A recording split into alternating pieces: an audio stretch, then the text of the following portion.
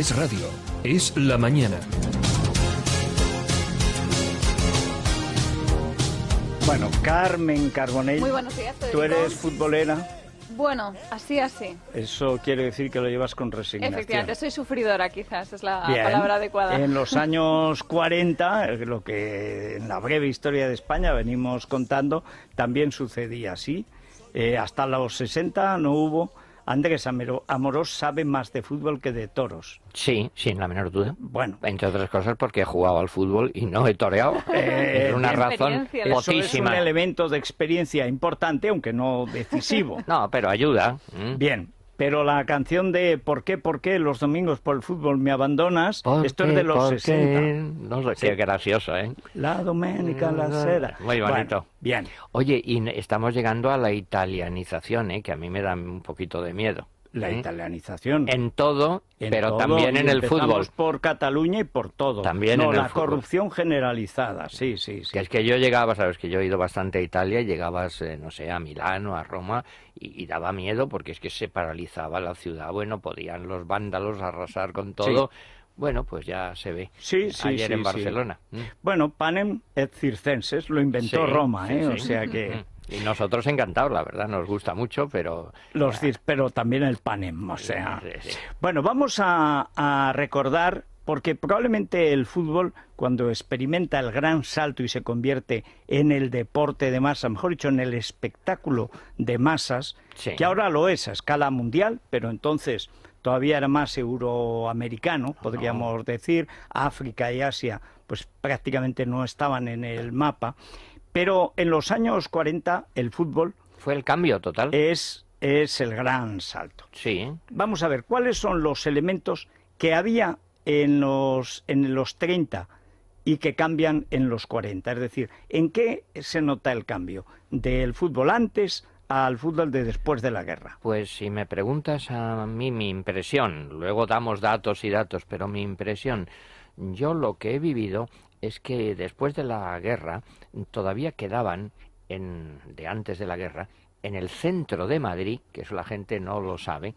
solares vacíos, donde ponían unas porterías y jugaban pues equipos, por ejemplo, de fábricas, quiero decir, manufacturas metálicas madrileñas contra Hojalatas Martínez, no sé. Sí. Es decir, que era una cosa pues muy de los antiguos gremios, de las antiguas profesiones, y yo iba a jugar al fútbol pues a la Guindalera, y había campos, donde hoy está al lado de la Plaza de España, había otro campo, entonces era una cosa, en verdad, la gente joven pone unas caras Bueno, donde atónitas. ahora está el Bernabéu, era un descampado. Claro. Es que no estaba ni el Bernabéu. No. O sea, era nada, había cabras. Bueno, ahora todavía. hablaremos de Chamartín, pero yo ahí Claro. iba a montar en bicicleta, claro, era los saltos del hipódromo. Entonces, Claro. el gran paso a la profesionalización y al espectáculo, yo creo, la verdad, no quiero, en fin, que me ciegue la pasión, pero ahí un señor llamado Bernabéu es el que tiene la visión clarísima de otra cosa, de cómo eso puede mover millones y puede, en fin, Pero eso convertirse... ya es en los 50, ¿no? No, ¿Cuándo empieza? Porque es verdad que la gran No. figura del fútbol es Bernabéu. Sí. Pero el Madrid importante... No, perdona. A ver. Mira, en el año 1944, Ujú. fíjate, el Madrid ficha al primer extranjero, un mexicano llamado Borbolla. Eso es Borbolla. Bernabéu ya, en el año 44. Ya tiene Pero la en idea. esa época, en los primeros 40, el equipo, digamos, madrileño del régimen era el Atlético de Aviación, hoy Sí. Atlético de Madrid, ¿no? Sí, Que era bueno, como la aristocracia, digamos, del ejército vencedor. claro que es al revés de lo que la gente piensa después que pasó. Sí. Bueno, lo que pasó, vamos a ver, es que justo al acabar la guerra, primero, perdón, el Madrid vuelve a ser Real Madrid, porque claro, claro. en el año 31 desaparece lo de Real. Chamartín se había quedado inservible y se usó, que es muy tremendo, lo siento, pero como campo de concentración de prisioneros, lo que llamamos el estadio de Chamartín. Se habían retirado las grandes figuras, pues Zamora, Ciriaco, y algún futbolista importante se había ido al exilio, por ejemplo, Luis Regueiro. Enseguida empieza lo que se llama la Copa del Generalísimo. Y la primera la gana el Sevilla con una cosa muy bonita que se llama la delantera Stuka. Tú no has oído hablar de eso, Sí, que sí, era sí. Raimundo, Campanal y Pepillo. Y nace entonces el Atlético Aviación, porque existían antes dos, el Athletic de Madrid, pero claro, con Franco se dice que han de ser la lengua castellana, ¿no? Atlético y Aviación Nacional. Y lo entrena Ricardo Zamora, que es, en fin, uno de los mitos del fútbol español, y entonces gana la Liga del 40 y el 41, había una media, sobre todo, la media entonces eran tres, advierto, que eran Gabilondo, Germán, Pachín, que eso se convierte en algo mítico. En ese Pachín tenía que ver con el que luego fue el Pachín del Madrid, nada, ¿no? Nada. Y entonces surgen, pues primero, una serie de grandes delanteros, que claro, es lo que atrae a la gente. Mira, hay uno, siempre pasa esto, que sale alguien muy bueno y tiene la mala suerte de que no es internacional porque hay otros mejores en su puesto, o un poquito mejores, que es lo que le pasó pues a Manolín Bueno, luego a Enrique Collar. En este momento hay un delantero centro que es estupendo, que es Prudencio, pues estuvo en el Atlético de Madrid y de ahí pasó al Real Madrid. Bueno, un escándalo tremendo, metió muchísimos goles, pero claro, es que competía con Mundo del Valencia, que era el gran goleador, y sobre todo en el Atlético de Bilbao, Zarra. Empieza entonces Zarra con Iriondo y Gainza. Bueno, hay una cosa muy pintoresca que esto a lo mejor te divierte. En el año 42 se da una orden o lo que sea, que los árbitros de fútbol como mínimo han de medir, y perdón, no miro a nadie, 1,65 de altura. Bueno, es que esto por parte de Franco era una temeridad. Es porque ya había renunciado a arbitrar. Se ve que para que lo respeten, ¿no? Sí. En el año 43 nace el Estadio Metropolitano, que además la persona que está detrás de esto básicamente es un arquitecto que era muy del régimen, muy de Franco, Javier Barroso, que luego fue presidente. Y se juega entonces el primer partido nocturno que gana el Valencia.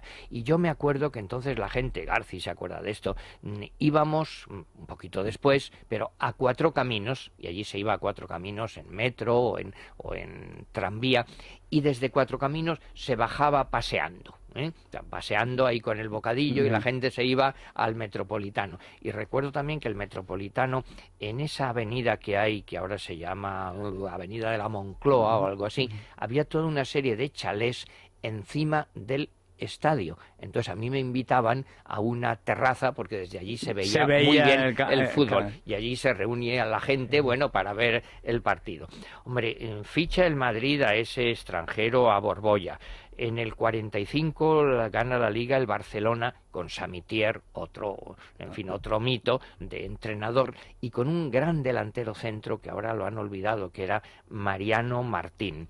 Llamándose Mariano Martín no tiene nada que hacer. No tiene mucho que hacer. Nada. Bueno. Si fuera María Martí, tal vez. A lo mejor lo recalifican ahora y entonces lo rescatan. Eran otros tiempos. Mira, en el 47, el 14 de diciembre del 47, nace el nuevo Chamartín. Y por primera vez el primer partido gana el Madrid al Belenenses 3-1. Oye, ¿por qué os belenenses era tan llamativo entonces? ¿Era especialmente bueno o era cómodo? Bueno, pero aparte de eso, no es que España en ese momento no podía jugar con nadie extranjero más que con Portugal. Ya, claro. Pero ¿por qué os belenenses tuvo esa época de oro? Sí, Luego desapareció. Luego ya no tuvo importancia. Mira, aquel Madrid era Calleja, Clemente, Corona, dos defensas, Pont, que luego pasó a defensa central, y Piña, que fue también entrenador, Huete, Alsúa, Alonso, Barinaga, Molovni y Vidal. Molovni, que ya aparece ya está, entonces. El Mangas. Bueno, hay una historia divertidísima, muy, muy graciosa, pero yo me la sé aproximadamente, a lo mejor me equivoco, que es que, como pasó luego con Di Stéfano, a Molovni lo quiso el Madrid y lo quiso también el Barcelona. Y entonces cuando iba alguien del Madrid a contratar a Molovni a Canarias, era canario, ¿no? Y entonces en el Barcelona este señor del Madrid iba en barco a Canarias, y en Barcelona dijeron, pues uno de los nuestros que tome el avión para llegar antes, y cuando llegó Molomni ya estaba en Madrid, ya lo habían traído. Molomni le llamaban el mangas, porque era, en fin, no muy esbelto nunca, estaba con las mangas caídas, pero sin moverse apenas regateaba eso como un chotis en un ladrillo, simplemente moviendo la cadera así, y aguantó mucho incluso de extremo derecho, y luego se hizo famoso porque siempre que traían algún entrenador extranjero, que eso en un momento dado se pone de moda, traen a un inglés, a un brasileño, y fracasan siempre. Siempre. Y entonces ponen a Molomni, y Molomni lo que decía siempre a los jugadores, que le imitaban los humoristas: ustedes hagan lo que saben y no se preocupen de más, jueguen como quieran, pásenlo bien, y va el Madrid y ganaba, ¿no? Bueno, poco después hay también una visita tremenda, que es que visita Madrid el San Lorenzo de Almagro, con un vasco reciclado futbolísticamente allí, que es Zubieta. Y eso yo me acuerdo ya, que el San Lorenzo de Almagro deslumbra absolutamente, porque dicen, bueno, es que aquí juegan al fútbol de otra manera totalmente distinta y muchísimo mejor. Ya en el año 48, hombre, es el Gran Atlético de Madrid, eso ya me acuerdo yo muy bien, que era, vamos a ver, Domingo, Marcel Domingo, era de origen francés, luego entrenador, portero francés, luego fue entrenador muy bueno. Sí, pero mira, la alineación yo creo que era Domingo, Mencía, Otinte, Orriera, Aparicio Lozano, Silva Mújica, Juncosa, Benbarek, Pérez Payá, Carson y Escudero. Bueno, entonces, naturalmente ahí había algunos genios, por un lado Silva, que era un canario finísimo, Benbarek, fíjate cómo la pasa perla el tiempo negra. Y hay un Silva que es un canario finísimo. Sí, fíjate, claro. Bueno, pues Larbi Benbarek, que era la perla negra, que era en fin, con esa finura de los negros que se mueven con una habilidad extraordinaria, ¿no? Y Marcel Domingo, que era un caso muy especial, porque era, en aquella época yo me acuerdo, los porteros llevaban un jersey habitualmente que era más o menos como el de Marcelino Camacho, es decir, con vuelta, gordo y gris oscuro, negro. Se pasaba un frío también allí. Bueno, y además hubo alguno que tuvo algún problema de enfermedad de pecho por los golpes que le daban. Bueno, pues entonces llega Marcel Domingo, que es un figurín, guapísimo, elegantísimo, francés. Y que sale francés, con guantes, con gorra y con unas camisetas de color o gris ceniza o amarillo canario. ¡Hala! Entonces, imagínense lo que los enemigos decían de un gabacho que venía así, en fin, por el lado más grosero y directo que pueden imaginarse, pero un gran portero. O sea que lo de Guti no es nuevo.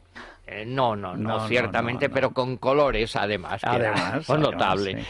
Luego hubo dos grandes accidentes de avión, no sé si han oído hablar de eso. En el año 49, el 4 de mayo, fue el accidente de del Torino, donde se matan todos, y desaparece prácticamente la selección italiana. Me acuerdo que yo compré entonces el Marca, horrorizado del accidente, yo creo que era en Superga, si no me equivoco, y sobre todo mueren dos que eran las figuras de la selección italiana. Uno, Mazzola, el padre. El padre, que luego hubo otro sensacional. También muy bueno. Y uno que te va a sonar, pero por otra cosa el apellido, no tiene nada que ver, claro, Bacigalupo. También era la base de la selección italiana. La parte decente que se quedó en Europa. Claro.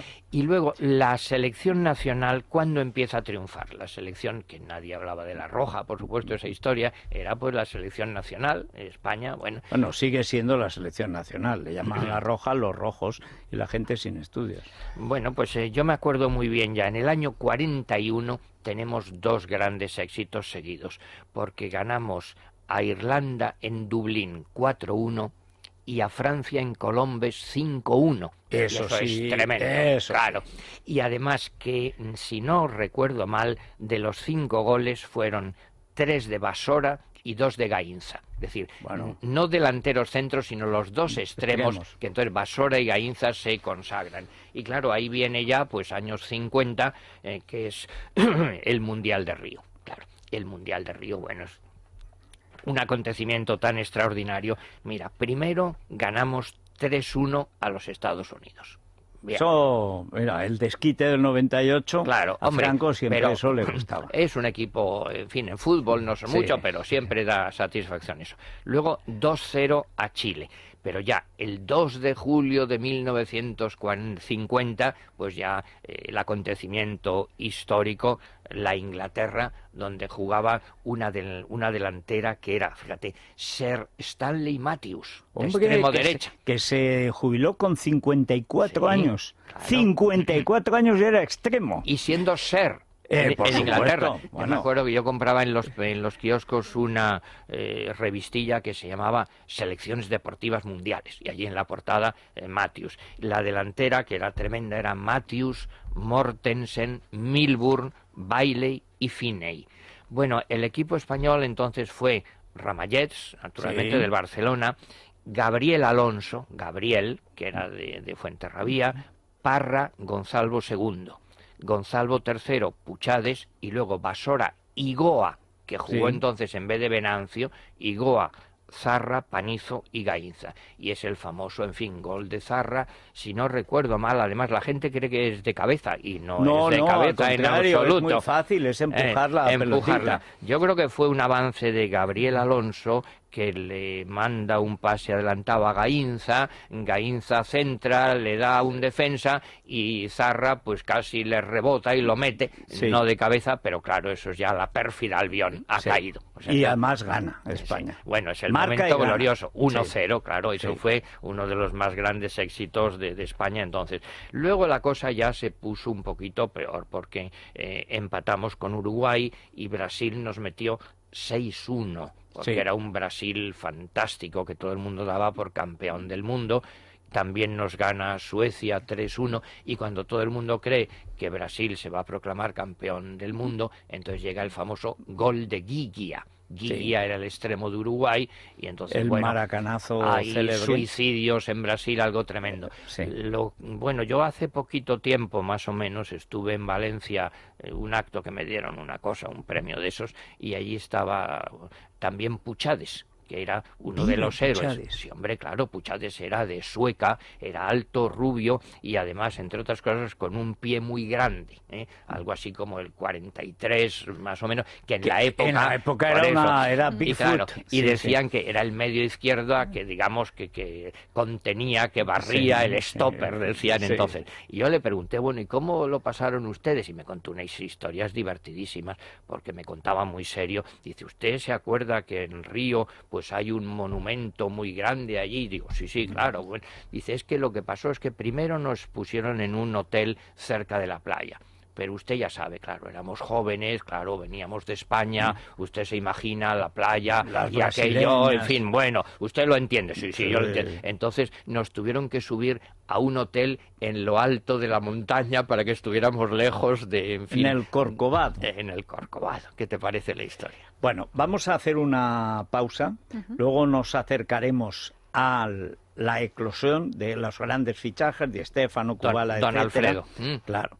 Y hablaremos de otros inventos, porque el fútbol, invento inglés, porque Sí, claro. es así, es Bueno, un invento inglés. a España llegó por el lado de los ingenieros Claro, ingleses en claro. Río Tinto y por y Irún. en Irún, de ahí que los más antiguos es pues los que vienen siempre por Huelva, por el Recre, El Recre y el Real Unión. y exactamente, y son los decanos, de verdad, ahora ya decano es cualquiera.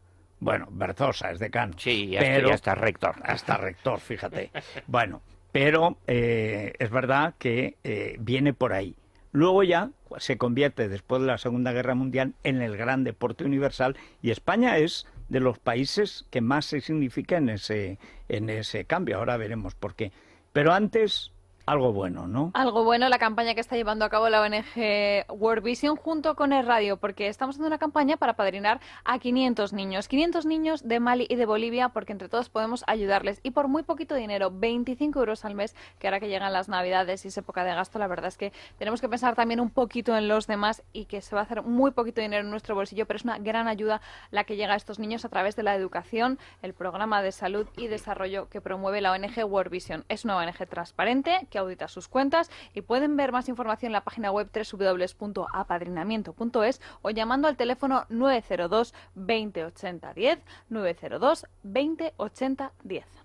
Bien, pues hacemos una pausa, vemos cómo nace el Gran Madrid, europeo e internacional, también el Gran Barcelona con grandes fichajes, y cómo empieza eso que algunos ahora consideran que es una gran innovación, los famosos, los ricos y tal. Por favor, hace más de medio siglo que eso está funcionando en España. Es más, todavía no estoy yo seguro de que puedan jugar como entonces. Enseguida se lo contamos.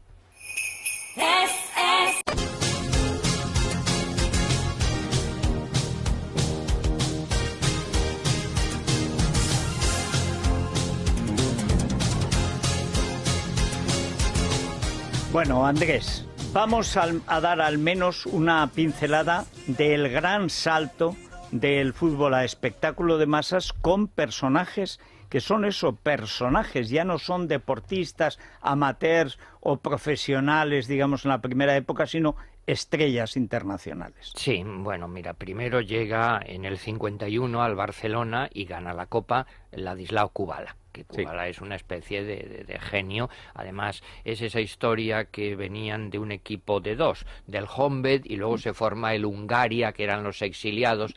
Kubala tenía, bueno, una técnica fantástica, no tendía a la delgadez, no, pero yo me acuerdo, él trajo, por ejemplo, a España una cosa que hasta entonces no se había hecho, que era si el Barcelona iba ganando, pues al final del partido se iba al banderín de córner y allí cogía la pelota y la protegía por un lado y por otro y nadie se la quitaba, o le daban una patada y falta, o se acababa el partido. Bueno, y luego el año 52 actúa, juega en Madrid con el Millonarios, don Alfredo Di Stéfano. Colombiano. Millonarios colombiano, que era un equipo pues muy raro, hecho con dinero al margen de... Bueno, llamábase Millonarios, no claro, dirán que engañaba, o sea... Sí, al margen de la reglamentación de la FIFA. Sí. Y Bernabéu, que era un personaje verdaderamente extraordinario, porque no era una persona, digamos, no era un intelectual, no era de una enorme cultura, listo como el hambre, pues vio el futuro del Madrid, que era, bueno, la internacionalización,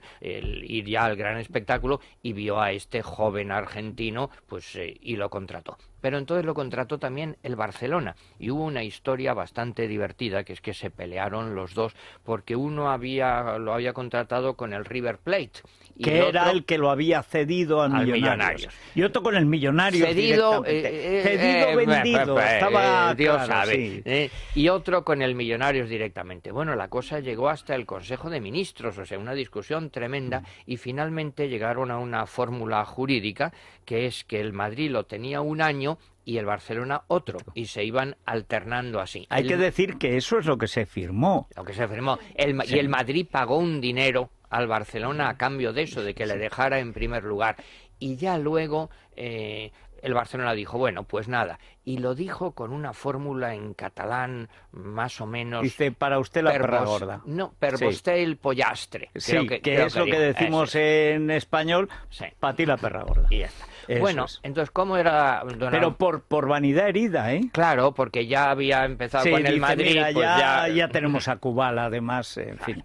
Bueno, entonces, ¿cómo era don Alfredo Di Stéfano? Pues si me dejan decirlo con sobriedad castrense, como me caracteriza, pues era como Juan Sebastián Bach en la música, como Shakespeare en el teatro, Cervantes en la novela. Es que no es que fuera bueno o malo, es que Di Stéfano era el fútbol, era el jugador perfecto, es decir, dominaba todos los puestos, era el único, cuando dicen que sí era igual de bueno que Pelé, Maradona, bueno, Di Stéfano podía jugar en todos los puestos del equipo, incluido de portero, que alguna vez lo hizo.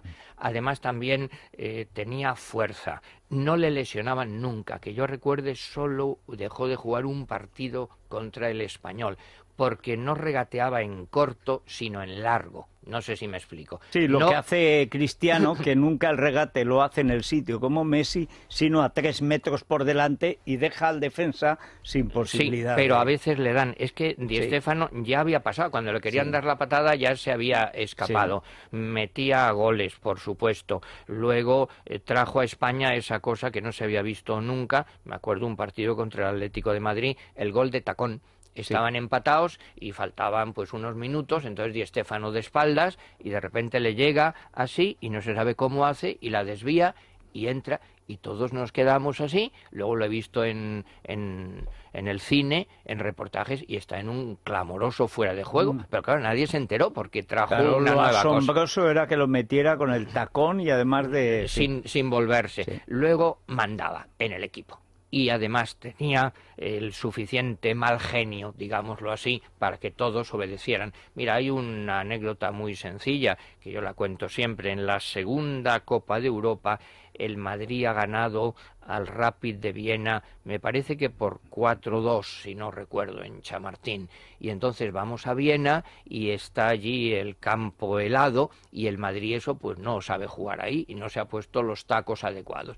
Y empiezan a resbalar y nos meten un gol y nos meten otro gol y ya nos han empatado la eliminatoria. Entonces don Alfredo Di Stéfano pues suelta un par de venablos fuertes, se pone de defensa central y ya no nos meten ningún gol más. Se empata la eliminatoria y Saporta, que era listísimo, dándoles dinero al Rapid de Viena, consigue que el desempate se juegue en Chamartín, donde naturalmente ganamos clamorosamente. Bueno, pues Di Stéfano empezó, con Di Stéfano el Madrid gana la Liga por primera vez después de 21 años. Debuta con el Madrid un 23 de septiembre contra el Nancy, me acuerdo que fue un jueves, y perdimos 4-2. Él llevaba 6 meses sin jugar al fútbol porque estaba suspendido por la FIFA, pero enseguida se hace, bueno, el amo del Madrid.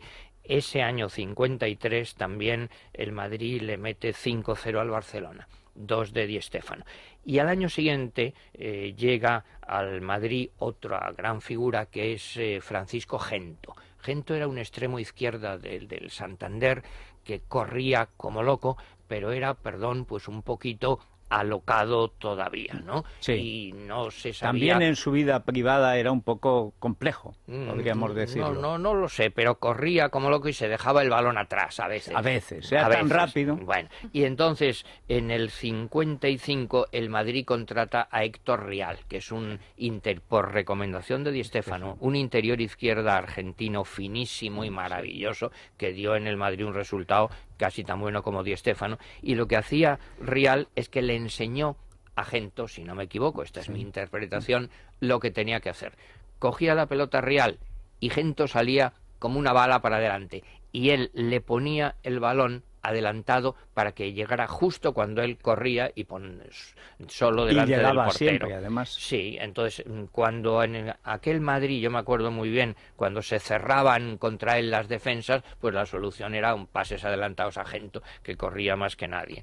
Bueno, en el 56 nace la Copa de Europa, ese invento del equipo, con Bernabéu también detrás, y eso sí que es la idea, Copa de Europa. Claro, sí. Eso ya tiene una resonancia absolutamente internacional, popular, pues enorme. Y la primera Copa de Europa la gana el Madrid en París al Stade de Reims por 4-3. Es un equipo pues fantástico donde juega de portero Juanito Alonso, que era de Fuenterrabía, yo he jugado con él en la playa, de defensas Atienza, Marquitos y Lesmes. Marquitos, el padre del Marquitos posterior, que abrió luego una zapatería en Serrano. Lesmes, que lo contrataron, era del Valladolid. Un Valladolid estupendo, para que digan que no solo hablamos del Madrid. El Valladolid tuvo un equipo fantástico que era Sasso, Matito, Lesmes primero y Lesmes segundo, Ortega, La Sala, Rafa, Coque, Vaquero, Aldecoa y Revuelta. Coque era el interior que se hizo famoso hace poco porque se desveló pues una relación sentimental con Lola Flores, digamos, que cuando llegó a la selección nacional... Era ese coque. Era ese coque, sí. Pues no dio el resultado que él se esperaba, porque parece que se escapaba del hotel de la concentración por las noches y bueno, solo contaba Lola Flores. Bueno, pues Lesmes II vino al Madrid, que era bastante curioso porque llevaba bigote, y en aquella época no dejaban que los futbolistas llevaban bigote y se lo hicieron pues afeitar. Jugaba entonces también otro muy divertido en la Primera Liga, Navarro, que Navarro era un defensa que lo seleccionó la FIFA y desde entonces lo llamaban el FIFO. El FIFO, y corría como loco allí. Bueno, en ese 4-3 marcaron Di Stéfano, Rial, Marquitos y otra vez Rial. Y yo me acuerdo, pues eso ya fue desde Barajas, venían entonces el equipo pues en unos coches descubiertos, y claro, la entrada en Madrid pues era como una cabalgata. Vamos aquí es cuando empieza la gran, cuando el Madrid se convierte en el primer club del mundo, en 5 años, 5 trayectorias impresionantes, con un Barcelona muy bueno, fantástico, que además está siempre luchando hasta el final. Bien, pero... Antes tengo que dar una solución a aquellas personas que tengan problemas con su pelo. Hubo un anuncio de Di Stéfano, que era el de Medias Versire. Decía... ¿Y saben lo que les digo? Si yo fuera mi mujer, sería Medias Versire. Y el personal no lo apreció mucho. No lo apreció. Y eso que parece que hubo la primera idea es que se ponía las medias encima de sus peludas piernas, lo cual... tenía ya un respeto. Sí. Juan Sebastián Bach con medias, pues no. Bueno, con medias Versire. Eso te iba a decir. Bueno, pero en cambio, el Divino Calvo, la saeta rubia, luego saeta calva, que también le llamaron, etcétera. Bueno, la verdad es que con Capidermol habría tenido no se hubiera tenido que ir a los 40 años al Español. Claro que sí, porque para todos los problemas capilares hay una solución, que es Capidermol, para la caspa, para la grasa y la caída del cabello. Sirve para hombre y también para mujer, sobre todo para esos estados carenciales como la falta de vitaminas, la pobre alimentación, el estrés, el exceso de trabajo. Pues ya saben que pueden paliarlo dando fuerza a su cabello con Capidermol. Lo pueden conseguir llamando al 902-320-440, 902-320-440, o entrando en la web www.capidermol.com, que cuenta con la garantía de Laboratorios Capiderm. Bueno, hacemos una pausa. El Divino Calvo era Rafael el Gallo. No, no, sí, me he dado cuenta, digo, ya verás cómo ahora me corrige Amorós, y efectivamente. Bueno, hay que decir que en España se produce en esos momentos no solamente el invento del fútbol contemporáneo, que aunque lo rentabiliza mejor el Madrid, también lo inventa el Barcelona. Hay que decir que son los dos clubes que desde el principio están en esa idea, y a veces, casi siempre, triunfa el Madrid, pero el Barcelona, si no triunfa, le queda muy ahí, Kubala, Suárez y luego Evaristo, Martínez, bueno, un equipo fantástico. Pero en España es que se inventaba mucho. Por ejemplo, este fin de semana he leído en Libertad Digital un artículo de Jorge Alcalde, que el motor de agua existe, no es un mito, que el gran problema es que no sirve para nada. Es una tecnología que se inventó en España precisamente en esos años, 40-50, pero que todavía es un pequeño misterio para los ingenieros. Bueno, eso y algo que se veía venir, la fregona. Sí.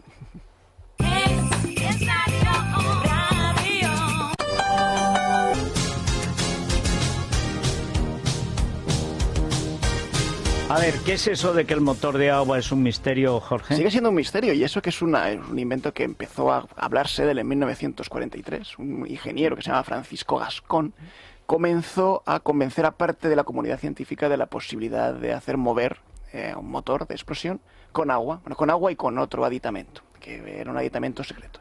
Aquello quedó paralizado Luego hemos sabido por qué, porque realmente era muy difícil llevarlo a cabo, pero salió en la prensa de la época pues muy profusamente como un gran invento español pues para combatir la carestía de los combustibles, y hasta 1956-57, donde se recuperó de nuevo con un nuevo proyecto de Antonio Estévez, que este sí que tuvo mucho más fama, salía pues, prácticamente todas las semanas en el Nodo, Antonio Estévez, con su motocicleta movida por motor de agua.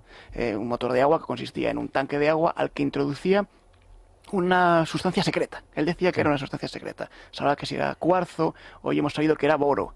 La técnica es muy fácil. El boro con el agua produce una reacción electrolítica muy poderosa, muy exotérmica, que dicen los físicos, es decir, genera mucho calor, y ese calor permite ser utilizado para mover un motor pequeño como el de una motocicleta. Antonio Esteve dijo que había ido de Madrid a Cádiz en esta motocicleta movida simplemente por agua y por boro. El problema de esta técnica, que ahora se ha puesto de moda otra vez porque hay una investigación israelí que pretende recuperarla, es que el boro o cualquier otra sustancia que se eche al agua es carísimo. Llenar un tanque con agua y boro costaría unos 30.000 euros hoy en día, un tanque de gasolina. También los coches eléctricos, también como son dice caros, la ¿no? gente, Claro, los eléctricos lo que nos son muy cuesta caros. pues 50-60 euros llenar un tanque de gasolina normal sería 30.000 euros con boro. De manera que, aunque algunas personas han pensado que aquello ha sido una conspiración de las petroleras para que el pobre Antonio Esteve no pudiese llevar su invento al mundo, realmente es que era un invento absolutamente impracticable. Como otros muchos de aquellos años 40 y 50, en los que por desgracia no se podía vivir solo de fútbol, y hubiésemos querido, ¿verdad?, vivir solo de fútbol. Pero se inventa el futbolín. Sí, el futbolín, por ejemplo, es uno de los inventos de la época. Alejandro Finisterre, que fue un joven que había quedado sepultado en un bombardero en Madrid, en la Guerra Civil.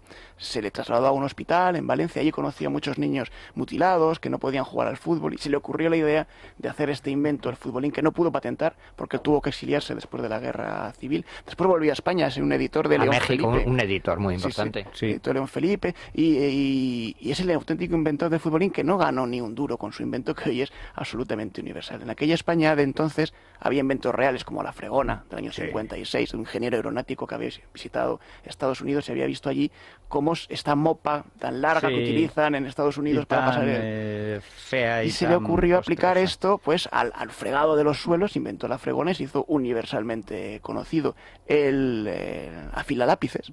Hasta el año 46 los lápices se afilaban pues con cuchilla, o con una cuchilla en forma de herradura para que los niños no se cortasen los dedos, hasta que en el año 46 se inventa el primer afilalápices, que pesaba 1,5 kg. Era ese aparato grande con manivela de rosca que había que... Pero luego eso era como para quedar, igual que ahora quedan para ligar, para fumar, pues entonces era para afilar el lápiz. Claro. Estos fueron auténticos inventos. En semanas posteriores iremos hablando de otros inventos que no lo fueron tanto, pero claro, durante aquellos años prácticamente cualquier innovación que llegaba de Europa o de Estados Unidos ya contaba, para la prensa de la época, con algún antecedente español. Casi siempre había ya un ingeniero catalán que antes de que se hubiese inventado la penicilina, por ejemplo, ya había utilizado la cáscara de naranja del mercado del Borne, las cáscaras podridas, para hacer un invento parecido que era la bornina. Y todo así, ¿no? De hecho, hasta hubo una portada de la Codorniz célebre en el año 56, cuando Edmund Hillary llega a la cúspide del Everest, y era una portada en la que allí se encuentra Edmund Hillary con un paisano con boina, con chaqueta de pana, y dice: nosotros ya siempre llegamos antes, porque realmente es lo que ocurría en los inventos de la época. Siempre había un español que había hecho algo antes. Así que la semana que viene, en posteriores, iremos recordando aquellos inventos que no lo fueron, pero que algunos de ellos pues alegraron a las partadas de la época. Pues te digo una cosa, me alegra la ruina de Madrid, porque si no, este alcalde que padecemos era capaz de poner el boro obligatorio. Sí, hombre. Pero vamos, la estación de boro, en a 30.000 euros los el tanque. autobuses. Sí. Bueno, y en el Corte Inglés, ¿qué nos recetas, Elia? Vamos a hablar de muñecos, de consolas, de juguetes, la Navidad a la vuelta de la esquina. Tenemos un punto de orientaciones que me parece muy interesante. Sí, porque uno no siempre va orientado. No. A veces va muy desorientado en la vida. El niño es inquieto. Bueno, pues nos van a asesorar sobre qué juguete se adapta mejor a esa inquietud del niño. También tenemos un servicio de búsqueda de mercancías.